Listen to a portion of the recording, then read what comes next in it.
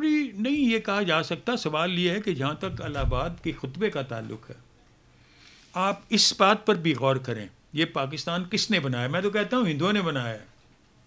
یہ ہم نے بنایا ہی نہیں، ہم اس قابل ہی نہیں ہے کہ کوئی چیز کر سکیں. اچھا، میرا استدلال یہ ہے کہ اس طرح ہندوؤں نے بنایا ہے کہ جہاں تک الہ آباد کا خطبہ ہے اس میں تو علیحدگی کا تصور ہی نہیں ہے.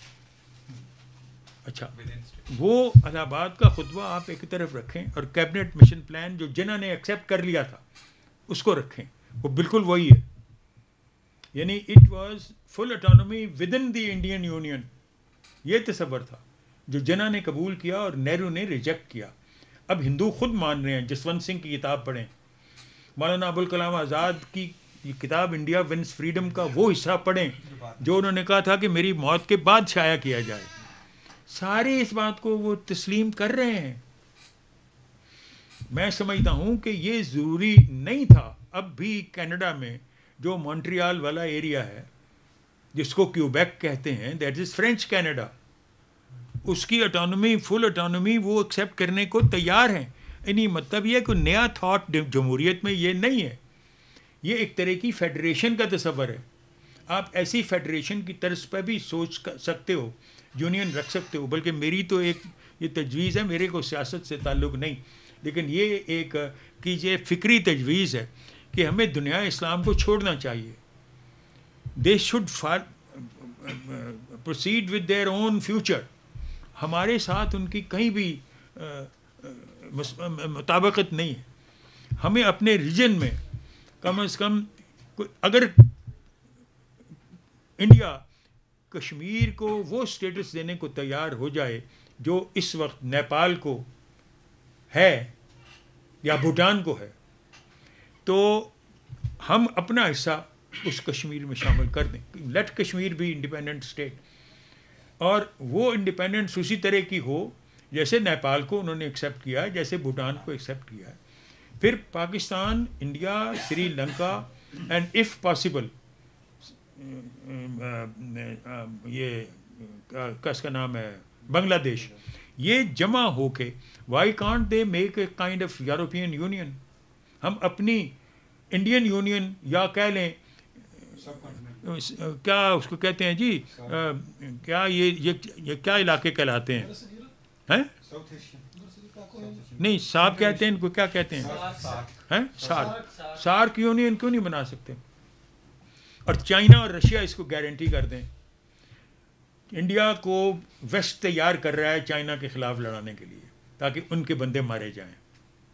اور انڈیا سے اب روس کے بھی فاصلے ہوتے جا رہے ہیں اسی بنا پر، کیونکہ یہاں پر امریکہ انویسٹ کر رہا ہے. تمہارے آپ لوگوں کے ساتھ تو انہوں نے اس لیے ساتھ رکھا ہوا ہے تاکہ آپ کی اسٹریٹجک پوزیشن ہے. آپ چائنا کے بہت قریب ہیں. جب چائنا سے کوئی بات چیت کرنی ہوتی ہے تو وہ آپ کو استعمال کر سکتے ہیں، آپ کا رستہ استعمال کر سکتے ہیں. آپ کو اس لیے وہ نوٹس میں لے کے رکھا ہوا ہے. تو they would have ignored you. They can do that when ever it suits them. لیکن اگر فرض کیجئے یہ یونین وجود میں آ جاتا ہے تو we would not be dependent any more on the west. اور if we would be dependent it will be only in respect of. اب آپ کے ہاں ایچ ایس این کالج میں بھی چائنیز لینگویج سیکھنی نیسیسری ہو گئی ہوئی ہے. یہی چیزیں آپ چائنا سے سیکھ سکتے ہو، یہی چیزیں آپ جاپان سے سیکھ سکتے ہو. اور اگر ویسٹ آپ کو نہیں ایکسیپٹ کرتا تو یو کین ڈو دیٹ. بگر I would like to break relations with the West. میں سمجھتا ہوں کہ ہم اپنے تعلق قائم رکھتے ہوئے بھی سیاسی طور پر یہ یونین اپنی اغراض کی خاطر بنا سکتے ہیں. آپ کے خیال میں وہ ایک مثبت قدم ہو. اس میں صرف انڈیا، کیونکہ لارجسٹ اسٹیٹ اس میں انڈیا ہے اور یہ ان یوزول پوزیشن ہے، وہاں پر اس طرح کی لارجنس نہیں ہے. وہ تقریباً سارے یورپین جو یونین کے ممبرس ہیں وہ سارے ایک کائنڈ آف ریسٹرکٹڈ اسٹیٹس ہیں. یہاں انڈیا بہت بڑا چنک ہے. اگر انڈیا اس میں کشمیر کو اس طرح کی آزادی دینے کو تیار ہو جائے تو پاکستان کو بھی اپنا حصہ ان کو دے دینا چاہیے. Azad Kashmir is more acceptable in this scheme than having insisting on uniting Kashmir to yourself. آپ کے ساتھ مل کے وہ کیا کریں گے؟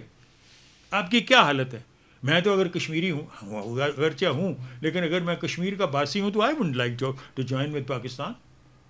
آئی rather like to be independent. اور انڈیپینڈنس کو اور یہ کشمیر اگر انڈیپینڈنٹ ہو جاتا ہے اور آپ چاروں ہندوستان پاکستان چائنا اور رشیا اس کو ایکسیپٹ کر دیتے ہو یہ تو سوئٹزرلینڈ بن سکتا ہے. اس ٹورزم کے لیے سوئٹزرلینڈ بن سکتا ہے. اتنی بڑی قوت بن سکتا ہے. اس کا تو بڑا فیوچر ہے. اور اسی طرح میں سمجھتا ہوں کہ اگر یہ یونین کسی طرح وجود میں آ سکتی ہے مگر یہ یونین آپ کو وجود میں ملا نہیں لانے دے گا کسی صورت میں چونکہ یہ ایک طرح سے سیکولرزم ہوگا. Because this would in fact amount to having religion as a personal affair. اور اب بھی آپ کا اٹس اے پرسنل افیئر لیکن آپ ایکسیپٹ نہیں اس کو کرتے. یہ سارے جھوٹ جو ہے نا اس کو اللہ تعالیٰ نے یہی فرمایا ہوا ہے کہ یہ سب کچھ مکر و فریب جو ہے. اس بات کو اور انداز سے پوچھ لیتے ہیں آپ کے ڈاکٹر صاحب. آپ چونکہ عینی شاہد بھی ہیں پاکستان موومنٹ کے, پاکستان کو بنتے ہوئے آپ نے دیکھا, تو کیا میں پاکستان وہ پاکستان کا مطلب کیا ہے لا الہ الا اللہ کی بنیاد پہ بنا یا اس کے کوئی اور معاشی محرکات تھے جس کی وجہ سے ہمیں علیحدہ ہونا پڑا ہے؟ نہیں, لا الہ الا اللہ کو تو استعمال آپ نے کیا ہے. اس کے لا اللہ تو یہ تو کشمیر کے جو شاعر ہیں وہ جو جس نے لا الہ پاکستان کا مطلب کیا لا الہ الا اللہ بنایا یہ کشمیری شاعر ہیں سیال کوٹ کے. میرے دوست تھے بیچارے اب تو فوت ہو گئے ہیں جاننے والے. تو یہ اس قائد اعظم کا اس سے کوئی تعلق نہیں. یہ بنا تھا as homeland for Muslims. لا الہ کہنے والوں کے لیے یہ ایک علاقہ جو تھا جہاں ان کی اکثریت ہے یہ تجویز کیا گیا تھا کہ ان کو یہاں پہ اٹانومی دی جائے, فل اٹانومی دی جائے.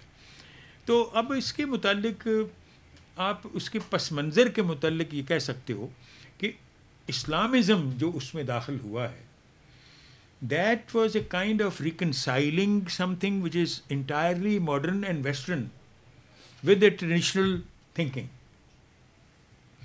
یہ تصور جو اسلامک نیشنلزم کا ہے یہ متضاد دو چیزوں کا مرکب ہے. ایک طرف تو نیشنلزم ہے, نیشنلزم ٹوٹلی ویسٹرن, اور جو ویسٹرن نیشنلزم ہے وہ ٹوٹلی سیکولر ہے.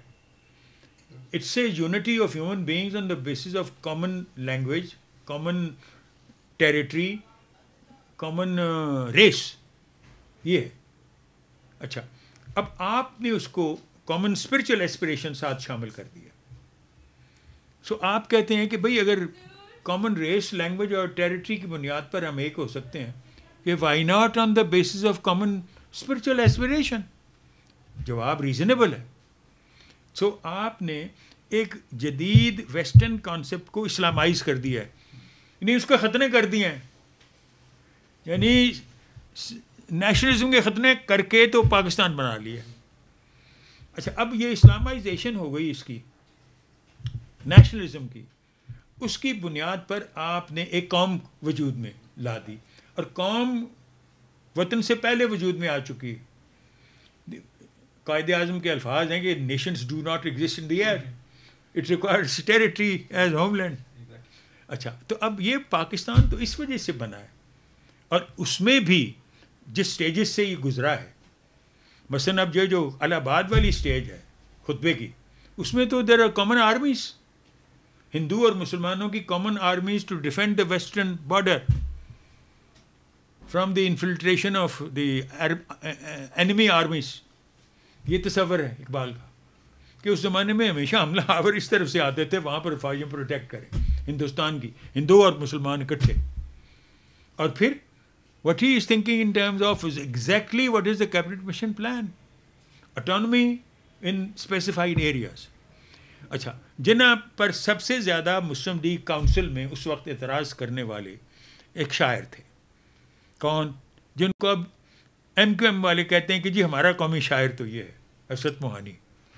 حسرت موہانی نے قائد اعظم کو مذاق کے طور پر اور تانے کے طور پر یہ ارشاد فرمایا تھا کہ we are committed for Pakistan as a separate state, اور تم کہہ رہے ہو کہ ہم یہ کیبنٹ مشن پلان ایکسیپٹ کر لیں, Indian union autonomy within, full autonomy within Indian union, تم ہمیں کہہ رہے ہو ایکسیپٹ کر لو. تو قائد اعظم نے جواب دیا تھا کہ you are gainer in this way because you are getting full Punjab you are getting full Bengal, کیونکہ اس وقت تو پارٹیشن کا مسئلہ ہی نہیں تھا. لیکن اس وقت کے بھی اعتراض کرنے والے مسلمان ہی تھے جو ان کی مسلم لیگ کاؤنسل میں جنہوں نے اعتراض کیا. It was overruled because Quaid Azam sad کہ نہیں اس کو قبول کریں، ہم اس میں فائدہ ہے. اس پر اب ہمارے جو بعض کرٹکس ہیں، یہ جو خاتون اس وقت لیکچر دے رہی ہیں لمس میں، عائشہ جلال، انہوں نے لکھا ہے کہ Quaid Azam never believed in Pakistan, he was using it only as a bargain counter.